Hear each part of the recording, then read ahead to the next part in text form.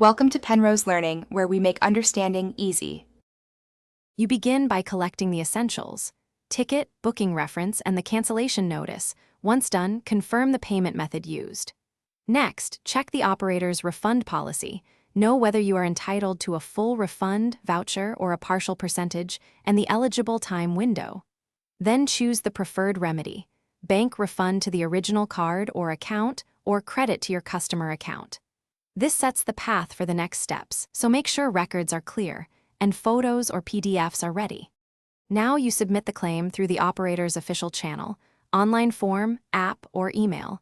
Attach the ticket image and payment receipt. Make sure to include proof of cancellation, photograph the departure board, or forward the cancellation email with its timestamp. In the form, enter precise refund figures and the booking reference. Once submitted, record the claim ID, any agent names, and the date. Keep copies of every message, because documented follow-up speeds resolution and prevents disputes later. Finish by monitoring the operator's response within the stated processing time. Once that window passes, escalate with your documented proof and the original claim ID. If you still get no resolution, contact your bank to request a chargeback, but only after you've exhausted the operator's remedies. Make sure to keep communications polite and concise, and note any compensation entitlements or deadlines. Troubleshooting tip: if responses stall, file a formal complaint with the regulator and attach your full chronological evidence file.